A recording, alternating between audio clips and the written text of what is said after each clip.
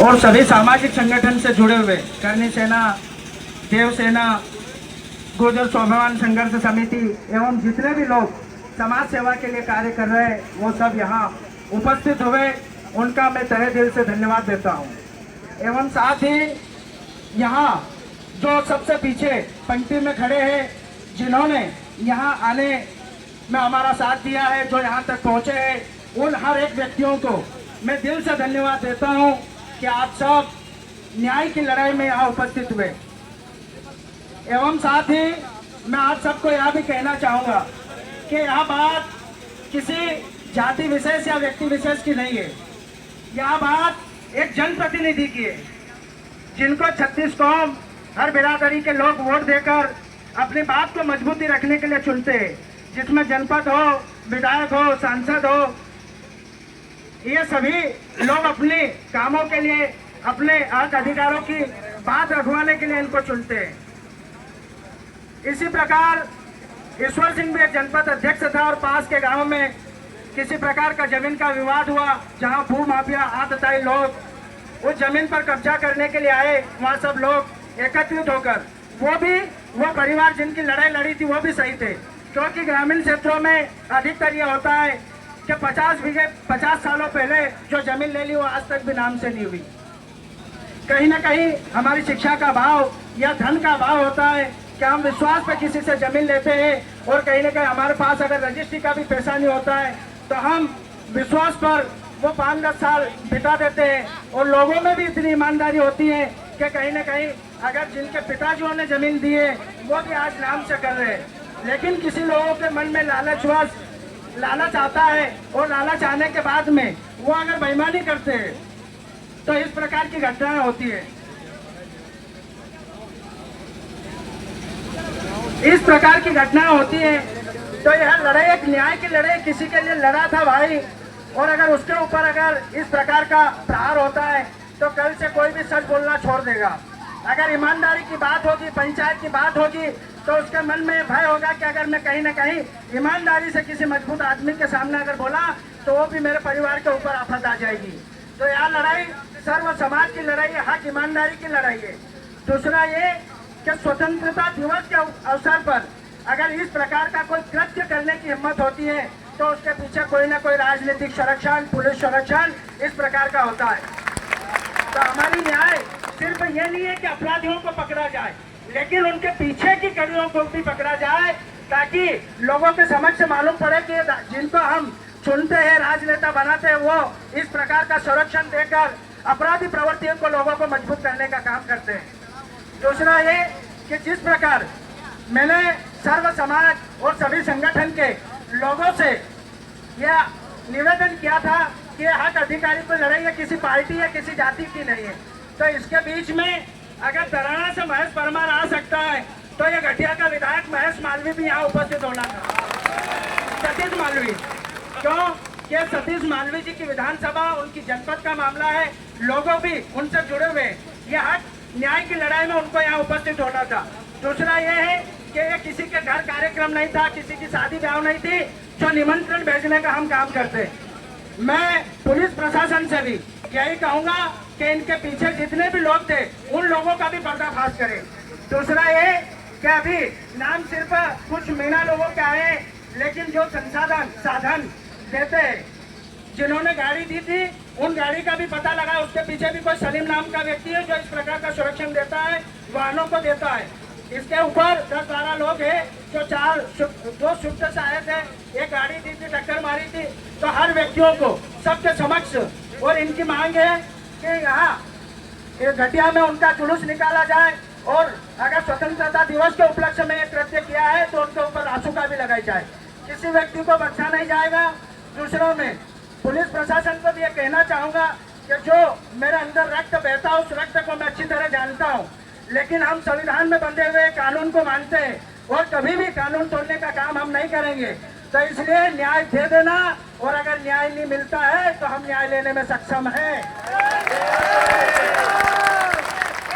मैं खुलेआम यह कहता हूँ कि इन युवाओं के जोश को, समाज के खून को मैं जानता हूँ। अगर आपके द्वारा अगर न्याय नहीं मिला है इनको, तो ये न्याय स्वयं ढूंढ लेंगे, मिल लेंगे दादा पहलवानों से।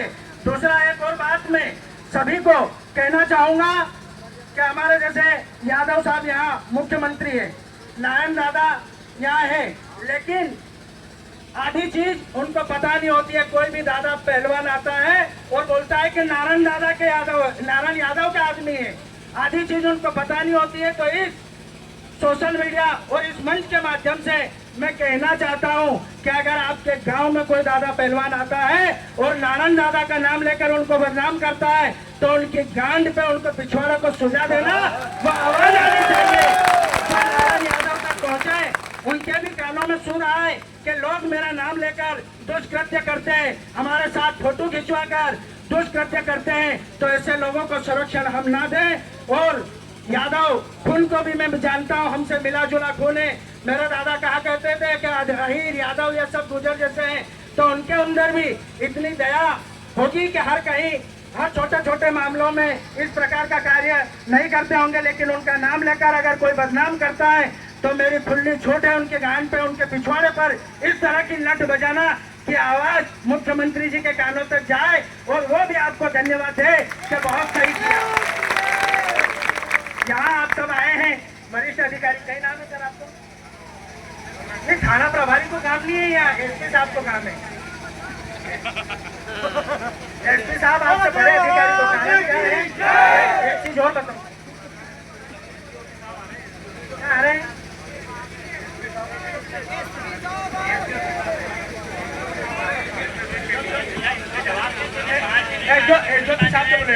दूसरा ये कहना चाहूंगा सर मैं कि अभी तक कितने लोगों को अरेस्ट किया आपने? अभी तक आपने कितने लोगों को अरेस्ट किया है? अभी तक कितने लोगों को अरेस्ट किया है? तो मैं आप सभी दोस्तों से ये कहूंगा कि अभी कुछ और भी उच्च अधिकारी यहाँ आ रहे हैं, एसडीओपी साहब आ रहे हैं, एसडीएम साहब आ रहे हैं, तो उनको हम ज्ञापन देंगे। और मैं इस मंच के माध्यम से कहूंगा कि 4-5 दिन के अंदर जितने भी अपराधी है उनको अगर 7 दिन के अंदर अगर गिरफ्तार नहीं किया तो अगली बार शांति प्रदर्शन नहीं होगा, रोड जाम करेंगे और यातायात प्रभावित होगी, उसके जिम्मेदार शासन प्रदर्शन होगा, शक्ति प्रदर्शन होगा। आज भी बहुत सारे लोगों का सुझाव था कि हम एसपी कार्यालय का घेराव करें, लेकिन हम नहीं चाहते कि किसी प्रकार यातायात प्रभावित हो, आम जन को असुविधा हो। इसलिए हम हमारी बात शांतिपूर्ण ढंग से इस मैदान में खड़े होकर आपसे कर रहे हैं। अगर उनके ऊपर उचित कार्रवाई नहीं हुई तो अगली बार सर्व समाज मिलकर शक्ति प्रदर्शन करेंगे और रोड पर होगा, जिसके जिम्मेदार पुलिस प्रशासन, कलेक्टर महोदय होंगे। उज्जैन बंद करेंगे और सड़क को बंद करेंगे, सड़क जाम होगी।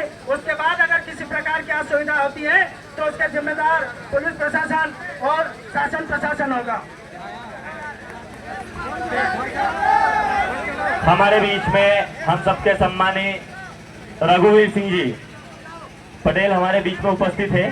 मैं उनसे ये आशा करता हूं कि वे युवाओं को सही मार्गदर्शन। आदरणीय बंधुओं, रघुवीर सिंह जी पटेल मध्य प्रदेश देवनारायण बोर्ड के अध्यक्ष हैं और राज्य सरकार में कैबिनेट का दर्जा उनको प्राप्त है। वो हमारे बीच में उपस्थित हुए हैं और वो अपनी बात रखेंगे।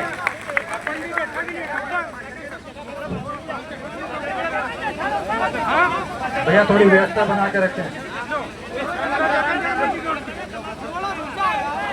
युवा साथियों से निवेदन है, थोड़ी व्यवस्था बना के रखें। जो अधिकारी आए उनको स्थान दें, खड़े होने का स्थान दें उनको।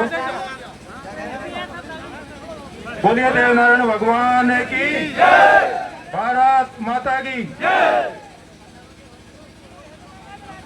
मेरे ऊर्जावान साथियों, परम श्रद्धे मनासा देवस्थान के पंडाजी चरण सिंह जी, सराना से विधायक भाई महेश परमार जी और जितने भी जनप्रतिनिधि, पंच, सरपंच और सभी समाज के बंधु यहाँ पे उपस्थित हुए हैं, मैं सबको हाथ जोड़कर राम राम करता हूँ, आपको साधुवाद धन्यवाद देता हूँ। मेरे भाई कराड़ा जी ने कहा कि मैं मध्य प्रदेश सरकार में देवनारायण बोर्ड का चेयरमैन और कैबिनेट मंत्री का मेरे पास दर्जा है, मगर मैं उस व्यवस्था के अनुरूप मैं आज यहाँ पे नहीं आया हूँ। मैं आज आपके भाई के रूप में यहाँ पे आया हूँ। ईश्वर सिंह मेरा छोटा भाई था, हमेशा मेरा सम्मान करता था, वो हमेशा मेरा सम्मान करते हैं। वो परिवार हमेशा मेरे सुख दुख में मेरे साथ खड़ा रहा। मैं क्षमा प्रार्थी हूँ, जिस दिन घटना घटी थी मैं भगवान देवनारायण जी की पद यात्रा में था, मैं उस दिन उपस्थित नहीं हो पाया। मैं मेरी तरफ से हमारे सराहना से विधायक महेश भाई को धन्यवाद देता हूं कि आप इस दुख की घड़ी में हमारे समाज के साथ खड़े हैं। मुझसे पूर्व के वक्ता में चरण सिंह जी ने भी कहा, स्थानीय विधायक को आज इस सभा के अंदर उपस्थित होना था। ये किसी पार्टी का आयोजन नहीं है, ये एक समाज के सम्मान की बात है। मुझे नहीं पता ये क्यों किया जा रहा है, मगर जो भी है वो गलत है। आज से करीब 90 दिन पहले नागदा के अंदर भारतीय जनता पार्टी के कार्यकर्ता को